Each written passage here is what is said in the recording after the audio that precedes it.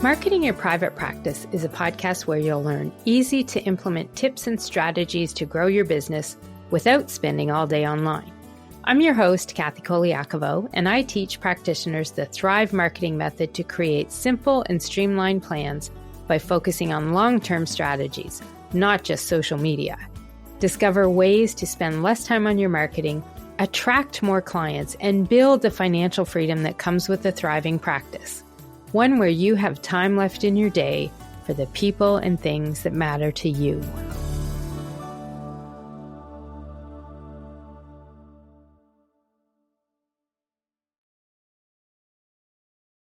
Hey, private practice heroes, it's Kathy Colaiacovo, and today's episode is a little different from our usual marketing chats that we have here, but for a really good reason. Some of you know that I've worked with a few longtime clients, and you may have heard me mention my client Marci Evans before. Marci's a registered dietitian, a food and body image healer, and she's a leader in the field of nutrition, counseling for eating disorders, and body image training. And she does this with dietitians and clinicians all over the globe. Well, she is also one of my dream clients, and she is here today live on the podcast with me. So welcome, Marci. I'm very excited to have you here. Thank you so much for having me, Kathy. I'm excited to chat, even though we chat all the time. I know. It's a different kind of situation that we're in here, but I'm really happy to have you here today because as we planned this, which was very last minute, spur of the moment, kind of as we were talking about your fall plans and what to do and different ways to market your trainings that are going to be on sale, I was thinking, we've been working together. I had to go back and look since November of 2016. So it's been almost 9 years. And I think you originally reached out after I spoke at Fancy in Boston when I was there speaking with my client at the time, Marci Geyser, on blogging. Yeah, that was exactly it. And it's so funny because as we're recording, it's like we're right on the heels of Fancy. So we're like literally right at our anniversary of our meeting. I was at this kind of pivot point in my own career and the work that I was doing with my online trainings. And I had an amazing dietitian who was helping me, but it was becoming clear I needed some more. I needed additional support. And I heard you speak. And I went up to you right after the talk. And then it was like, from there on, we've been working together and we have wild. It is. But I thought it was so funny because it was literally like this week or so that we would have seen each other there for the first time. One of the reasons why I call you a dream client, and I've had other ones over the years. I have another one that I still have right now. But one of the reasons for me is I think part of it is we get each other, our personalities, our drive, our business sense, our thinking, and we both care about doing good work that actually helps people. I think that's a big driver for me, and I know it is for you as well. So I think that balance that is there really, for me, I don't know about you, we've never talked about this, but for me, that's what I guess jazzes me up about working with you and having had this relationship for going on, into our 10th year, right? That's so nice to hear, given the fact that I think I can be a little bit of a pain sometimes. There may be aspects of working with me that can be challenging in other ways. But I think that you and I, in addition to what you said, what is so important to me is that I actually feel like you and I share a very similar moral compass and sort of ethical code. And I know that I can trust you 100% to understand the ethics that I try to come from in everything that I do. And I'm like, I know that I've got Kathy behind me and she knows the way that I view things and how I, not just the details of my business, but how I approach my business and sort of the principles that I try to lead with. And I feel like we just are simpatico there. Yeah. And working with you, I've actually changed things in how I've done business over the years too. There's things that I do now that I've changed, trainings that I've done that I've taken that actually started because you inspired me to do them. Part of, I think, our similarities comes from a place of ensuring fairness and equity for people from underserved communities. I'm the parent of a transgender son, And that affects how I do business and how I work with people and what I do. But you've actually, in that space, educated me a lot more in the way of bringing equity on a business level that for me before was more of a personal level. And, I really thank you for that. And I didn't tell you this. You may not understand the ramifications, but I'm going to let you know too. Last week, I got news that I had gotten my Rainbow Registered certification from the CGLCC. So it's a Canadian Gay and Lesbian Chamber of Commerce in Canada. And so I passed all the credentialing and the submissions of everything that proves that I'm a safe business to do business with for people in the LGBTQIA plus community. So That is incredible. I had yeah, no I idea. know, I know, I know. Chills. And for me, that was a big deal. And a lot of the things that I learned from you came into play with some of the stuff that I used as my submission. So I do thank you for that. Well, I had no idea, and it's just like passing the love around because, of course, I've had numerous people in my own life who've been really important mentors Yeah. and teachers to me. Yeah, and I think that's part of where we talk about our ethics and values matching. That's a big area for me, for sure.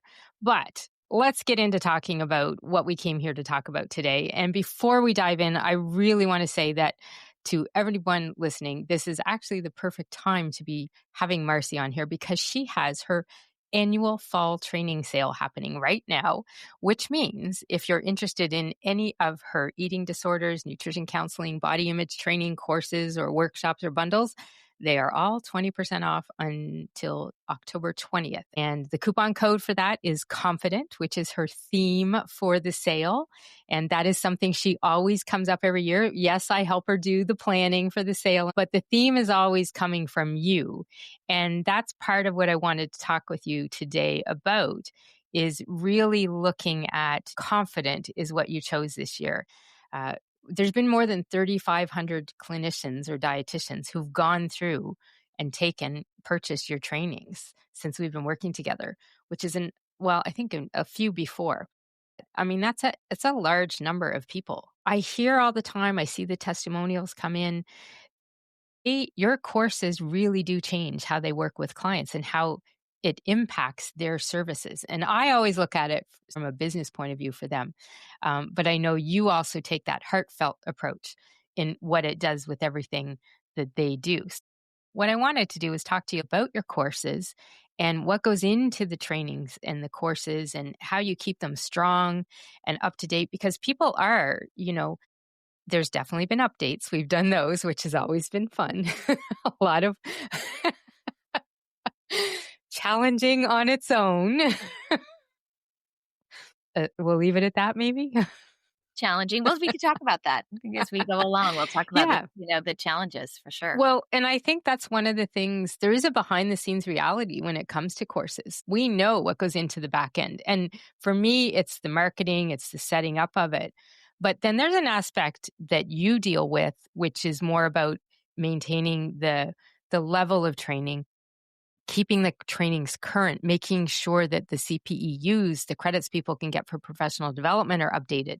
So why don't you share a little bit about what's really involved? Because I think you and I, one of the things we share is there is nothing passive about passive income when it comes to courses. And a lot of people have that misconception, I want to say. I know it can be that way for people, but even with someone like you with success with courses, nothing we do when it comes to these is passive. It really isn't.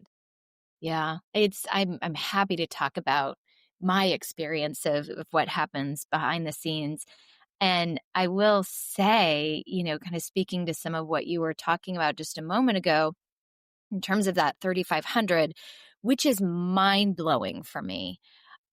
We're talking about, I think, what makes us a good duo. I really do. I mean this, that I really come from certainly all of the head knowledge I have, but I really approach my work so much from my heart. And I am not a numbers person. I don't track. I mean, Kathy's laughing. You can't see her. That is 100% Kathy. Like if someone was to say, how much do you charge for your course? I would be like, oh, let me check my Teachable page, or how many people have taken a course, or, how much revenue came in last month. I would be like, well, we need to ask Kathy. Like, I just simply do not track basically anything that's numerical, which is, by the way, if you're similar, it's not a great way to run a business. So you need a Kathy because someone does have to track that stuff. And the great part is that because she's so good at those kinds of details, it really frees me up to do the pieces that I get really excited about. We're going to talk about the behind the scenes and the challenges and the aspects of it that I don't love. But it also means that I get to do the pieces of it that I really, really do enjoy. It's so interesting because I'll have clinicians approach me and say, I'm thinking about doing a course, or I have this idea for a course. I don't ever want to discourage anyone. I am really a big believer that there is room for everybody and that everybody has something unique to offer. And I'm also want to be real and honest about what it takes, because when people say passive income, I'm like, what are you talking about?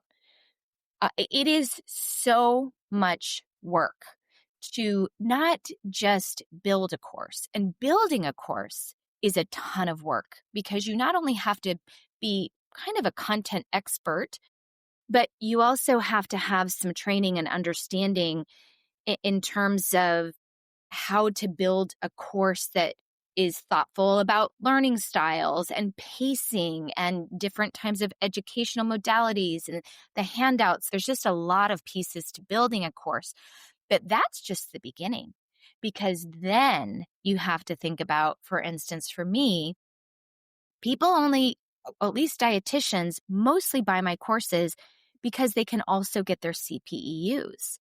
And being a CPEU provider for the Commission on Dietetic Registration is, it is really, really time consuming and very challenging. And they made a lot of changes over the years. I know that I've been doing this for a decade. And the changes have added a significant amount of time, money, resources, and complexity. So going in with eyes wide open, that I spend a significant amount of energy for every single course to ensure that folks can get their CPEUs. And then on top of that, the amount of work that the lion's share of it that Kathy and her team do in terms of managing the platform, all of the back end work. And then on top of that, people have to know about your courses. And what good is an amazing course if nobody knows about it? And so you have that whole piece. For a course to be excellent and also purchased is layers upon layers and layers of work. So I always tell people that you have to really love doing the educational piece. You have to love the content. You have to love building it. You have to love sharing it. Mhm. And if you don't, there are other ways to diversify the work that you do. And maybe a course maybe isn't just going to be the best match because the labor is so intensive. It's like if Yeah. someone has a question, they're logged out of their account, or they don't know how to fill out their CPEU sheet, who's going to be answering those questions? So there is, to me, nothing passive about it. It No. is just a part of my business model where a significant amount of my time is allocated, not to mention 3 years goes by really fast. So suddenly your course is outdated and your CPEU, Yeah. designation is expiring, and then you've got to update your course. So it is something that I happen to love doing. And it's one of my great joys in life. And the way I came to it, a decade ago, was I was working as an adjunct professor, and I was loving the courses that I was teaching for these clinicians because we don't get this in our standard education. And I just said, well, I can just turn this into a course. I did it. It was very, very early on, early days, and the platform I used wasn't Pivot share. I existing. remember it. Yes, exactly. And I've made so many changes since then. But it really does come back to this confidence piece, in that because I've loved working with folks with eating disorders, and most clinicians feel so scared, afraid of working with this population. I'm like, oh, if this is something you want to do, you can do it. And I really believe I can help you to feel more confident.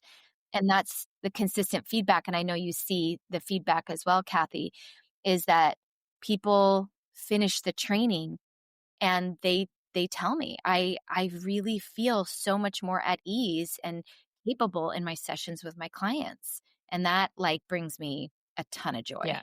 Yeah.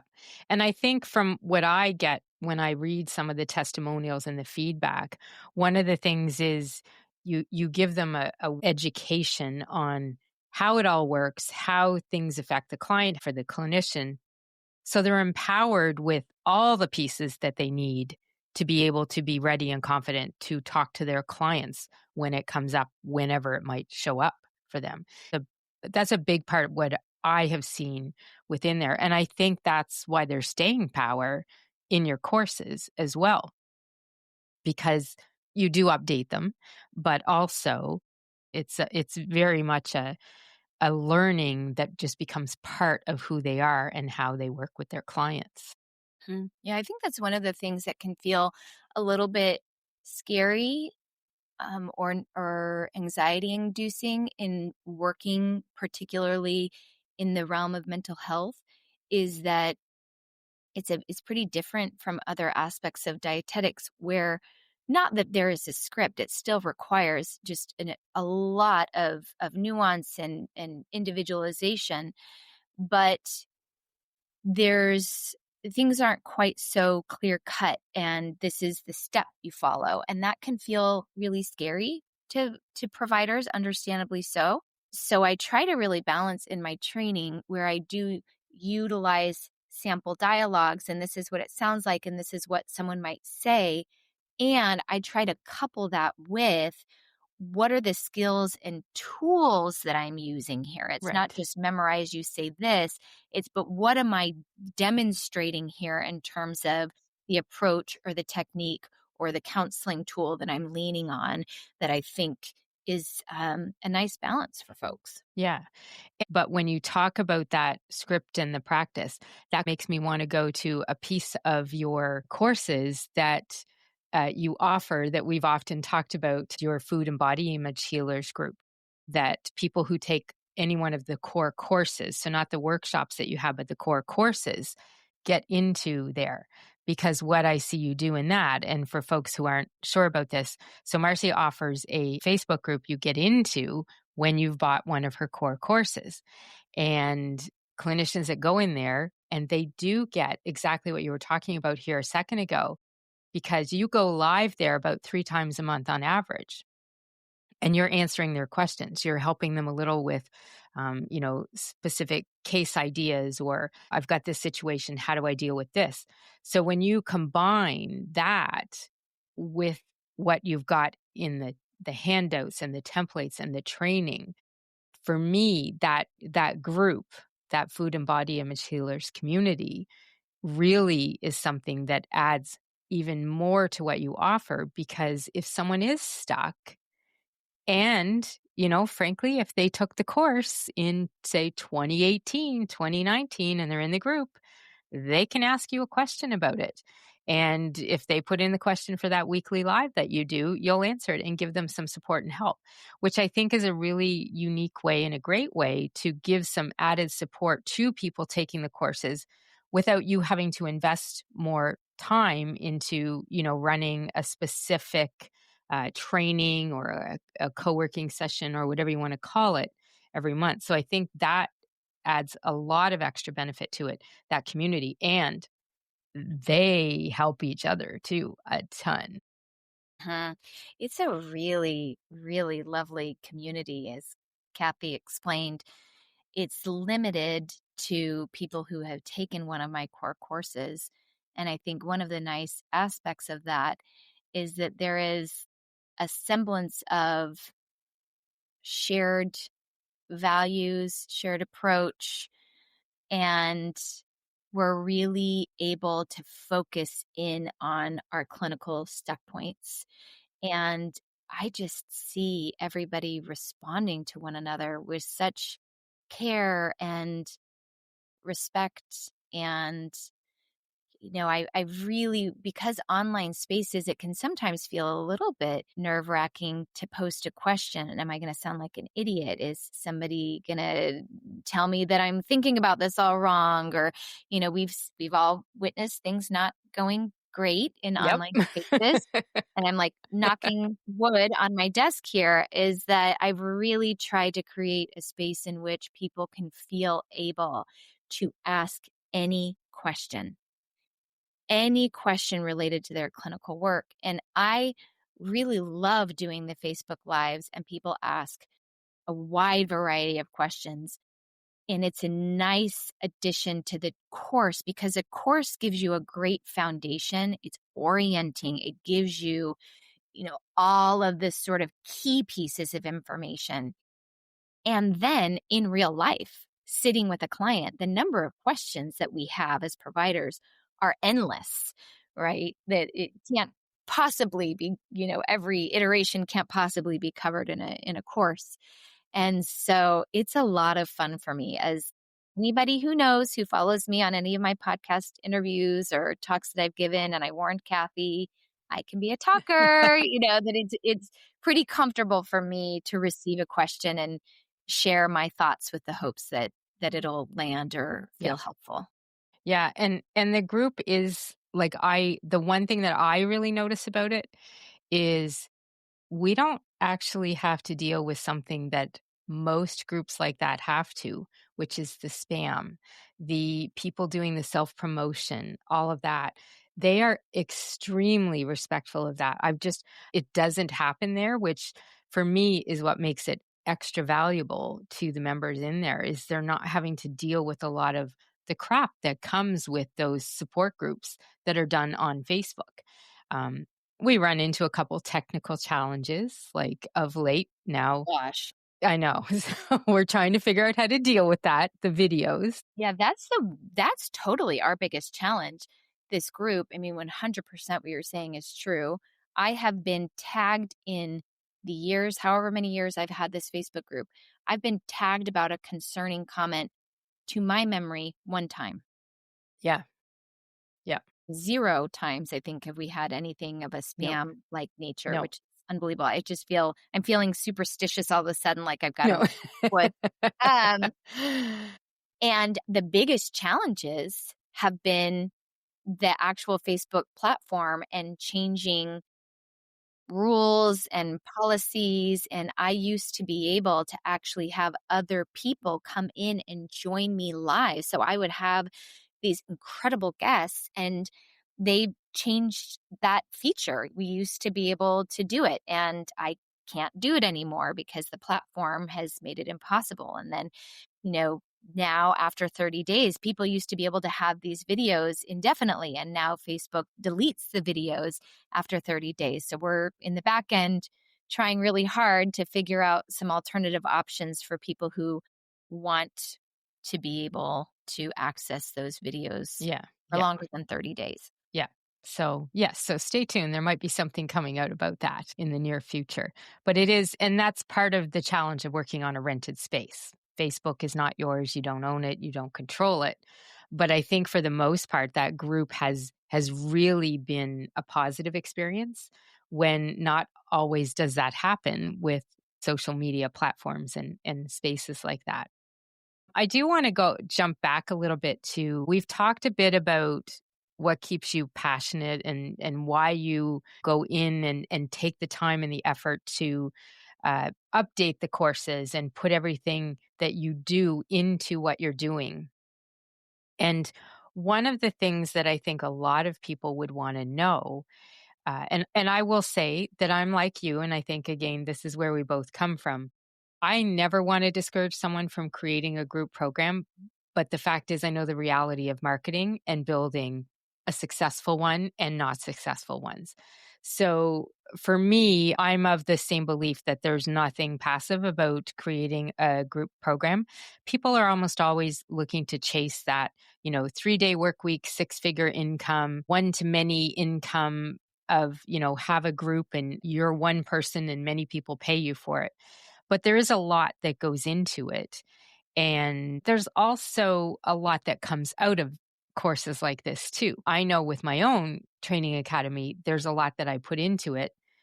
But what you see on the outside, when I get people 6, 8 months in and they're like, well, now I have a wait list. I'm like, that is awesome. That's what we're looking for. I am not the person to come to have a group program where you're going to charge people $1,000 a month to run a program or whatever it might be.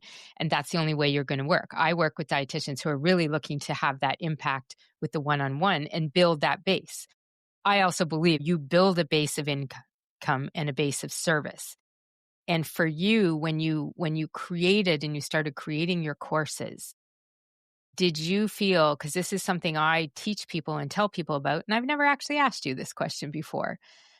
I always believe that people need to have a certain level of steadiness with one-to-one clients before you ever come to a place where you'd create a group, because you need the experience and you have to work with a bunch of people to understand, oh, this works better than this type of way or this method.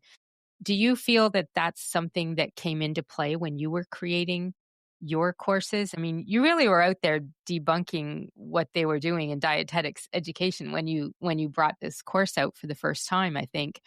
You're creating a training probably dietitians and clinicians should have had all along, but wasn't there. And it's still not there really. But do you find that if you hadn't had a busy practice first and had your experience first, would it be the same or not? Gosh, no, no, I can't even imagine. I mean, there were, for me, and it's not as if I did this with all of this knowledge in mind. This is No. just sort of looking back. It wasn't like I had it all figured out when I was doing it at all. But I had had a number of years where I did just high volume clinical work. And then I had the opportunity to teach. And it was the foundation I had as a clinician and then an educator Mhm. that I drew from and then built the online course. I personally can't imagine feeling confident enough. Nobody feels completely confident. Everybody experiences imposter Yeah. syndrome, right? There are Yeah. aspects of, navigating my own self-doubt for sure, my own perfectionism for sure. But I cannot imagine feeling sturdy enough inside of myself to have the guts to say, I'm going to build something that I think is quality enough that I'm going to have people pay me for it. I mean, that's bold. Yeah. It You is. have to really feel like, in my heart, I feel like I'm offering something that really has value, that I can stand by, and that people are going to pay what is their truly hard earned money. And then their very limited resource of time for something that I made. You really have to feel like you've got to be able to stand behind this. And that's an intimidating prospect. I simply cannot imagine personally having done that at the start of my career Right. Yeah. without having, because it's all everything I'm teaching is clinical, and so it was for me really that unique blend of having the clinical background and then the experience as an adjunct where I was able to kind of pull it together. And I also will say, you and I have spoken about the very positive feedback I get, which is wonderful. And also, to be clear, I also receive constructive feedback. Yes. And I value it because every piece of constructive feedback I've gotten, one, has been delivered in a totally respectful way. Nobody's just trashing what I've made. And I receive feedback on all of my courses. Every person who takes a course and wants to CPEUs has to fill out the feedback form. I read every single one myself, every single one I read. And the constructive feedback or ideas for improvement that people have for me, I integrate into my course updates. So a part of what also has made my courses better over time has been greatly influenced by the people who've taken my courses and said, I loved this. you could consider doing this differently. And I'm like, oh my gosh, I would have never in a million years thought to do that on my own. So it really is both in terms of the positive feedback as well as the critical feedback that is really helpful. It is. What we have is we keep for you a document of comments that people say that you might be looking at when you go to update that course in the future. And again, that's part of the back end of managing something like this that people don't think of when you're thinking, oh, I can just start a course and make a course and put it out there. There's a lot more involved when you want to go for the long game, I think, in particular, right? Right. Yeah, Right. exactly. So looking at your sale this year. So you do a I say we do because I feel like it's us It is a together, we. right? Yes. Yes. So, but every year we have this annual sale on your trainings. And I said earlier, you really do come up with a theme. That's what I always assign you is that's your part of getting into the campaign and figuring it out. That's putting your brilliance into it. This fall, you're really talking about building confidence. And it's funny because I don't know that we've ever used that theme before, but it really is a huge piece of what your your trainings offer people, especially around the body image aspect of it and offering stigma-free care. So when you look at confidence, why is that such a big focus for clinicians right now? What is so important about that theme to you when it comes to the training that you offer them? That's a great question. And it's a question that I'll probably be stewing over even after we finish this conversation. But I think when we feel confident enough, we don't have to feel 100% confident. We don't have to feel perfectly confident. But when we feel confident enough, the self critical, self doubting chatter in our brains can move more to the background. And then we can actually do the work of being present, connected to the client. And then things can emerge when we have enough confidence to trust. I know enough to get me through this, even if I've never bumped into this situation before, or my client's saying something and I'm not totally sure how to respond. But when there's enough confidence there, you're not then getting crowded out by the self-doubt, by the Right. imposter syndrome, by the worries, by the anxieties.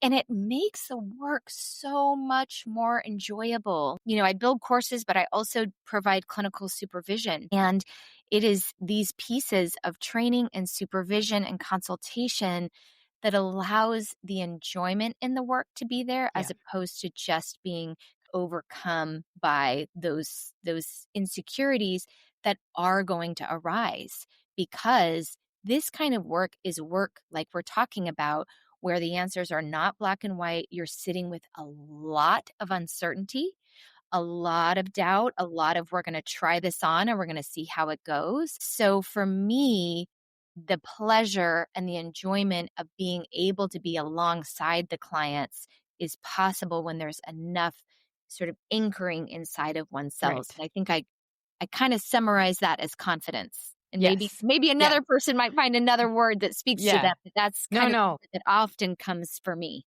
I think that fits really well. And for me, what happens is, and especially because my audience is practice owners, so people that are on their own.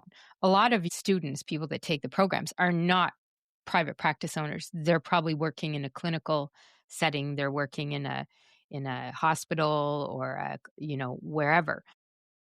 So for me, I always look at marketing things from a point of view of it will help your business grow, right? But even for clinicians who are working in a clinical setting, there's growth that happens because of this kind of training that they get. You're only going to be able to serve your client better because of that extra confidence and skill that you have. And what happens from there, not as thought of for a clinical practitioner as it is for a private practice owner, but people will talk. The patients are getting more care. They're getting where they want to be. And what are they going to do? They're going to talk to other people and they're going to tell them about it. And that's going to come back to you in the way of people getting referred to you. So for the private practice owner, that's the view I look at it. But as a clinical person too, it's the same thing. It's just going to be, well, you should go see, Jane at the XX clinic. She's awesome, right? It's the same kind of thing, and I think that's one of the biggest pluses that people get out of training like this, is that you deepen and you change how you affect those clients, those patients that they're working with. Yeah.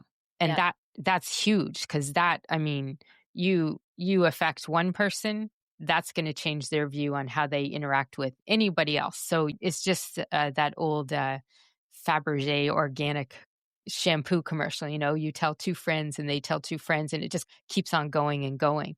And I think for a lot of people that can be scary to think about. So for those that are listening in, or people that will hear this later on, if we've got clinicians or dietitians who've been thinking about maybe doing some more training and trying to figure out, should I do this one or this one? It's overwhelming. Do I want to get it?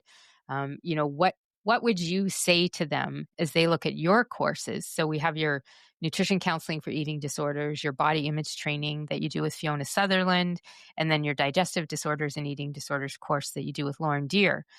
What would you say to people considering those, or even the workshops, if they're feeling overwhelmed, not sure where to start? How would you encourage someone to pick a path or make a decision? How do you know what's a good course to take for you or not? Yeah. It's an a good point that you're making, in that in terms of eating disorders training, there is more training now that is available than ever before. And I have clinicians and supervisees who will say exactly what you just said. I feel really overwhelmed with where to begin. I feel really overwhelmed with, should I take this training or should I do this training? I'm interested in this topic, I'm interested in this topic. And I will just say I totally empathize, because if you're in this profession, hopefully you have a love of learning and you're excited and interested in learning. That is like a must if you want to do eating disorders work. Like you've got to love learning. And it's easy to get a little bit paralyzed. I really I really don't want for this to sound cheesy, and I feel like it's going to sound cheesy. But I'm going to say it anyway, because I really mean it. Is that I invite people to literally close their eyes and go inward, because so much, and as human beings, this is like our eternal struggle, is that we see outside of us, oh, they're doing this, someone's doing this, and we get pulled in a million different directions. And so it's literally like, go inside of yourself and say, what lights me up? Or where do I feel most limited in my skill set? And like, go inward and be like, what does my heart want to do? Even more so than like, what does my head want to do? And I'm biased to that, because literally nearly every decision that I have made as a business owner has been like 75% heart. And I really mean that. It's not that I just throw all thinking and logic out the window. I don't. I try to be really intentional, but I just find that if we can land on what are my guts telling me, as opposed to, well, what does this person say? Or then I saw this thing on TikTok, and then this thing was advertised to me. And I really think that what people respond to, that I have gotten feedback as a trainer, as an educator, is that people feel that I'm alongside them Right. and that I am with them in the process. And what I really bring to the work that I do is that from the heart space. So when I'm a client says X and what do I say back? And I'm modeling that. It's like, oh, I have this permission to be a real person as opposed to a professional who knows just the right thing to say in the most professional words. And that lands for people. And so I just really encourage clinicians to go inwards and really ask themselves, what am I needing more of? And not only that, like what excites me and follow that rather than getting caught up in the fact that there's, 1,000 different options out there. Yeah. Yeah, exactly. And I think that's good advice for a lot of people in a lot of different situations. If you're not happy what you're doing, it's not going to be a good choice, Forget no it. matter what you're choosing to decide on. Yeah, because I mean, I have not cracked the code. I do not work a 3-day work Yeah. week, and I spend a lot of my time working, and not all of it. I don't love all of it, but I feel passionate about it. Exactly. And I think also the positives for me have always outweighed the negatives. And as long as your positives are on top, then it's a better place to be. People tended to view the negative and they would see that more. So I appreciate that point of view because I think people tend to forget and we push aside the the good things that happen and rehash and put to the front and center the not so positive things. And I think that's just a really good way to look at making decisions. So thanks for sharing that. All right. As we wrap up here, you are someone who really and truly has impacted, at this point, thousands of dietitians and clinicians. And we're not even talking folks that have taken your courses. There's a lot more that have downloaded your free resources and your guides and your meditations that you offer. And I do see the effect that your trainings have on people. Um, it takes them to a deeper level with people. It helps improve what they do and helps them change the lives of others, which I think is important in our work. And it's a big piece of why you like to do what you do. So my my wrap up question for you would be how does it feel for you when you see that ripple effect in the field of what your trainings and the education you've been sharing with people and all the hard work you've put into those courses and the workshops? How does that feel for you when you see the ripple effect of what happens in the field, in the work with the clinicians? I know you've probably had experiences of how it's had an end result on a client and patients. If I'm honest with you, it never fails to surprise me. Right. Yeah. And I mean that totally sincerely. When I'm so much of the teaching and the talking I'm doing is to a computer and then it's disseminated and someone's downloading it.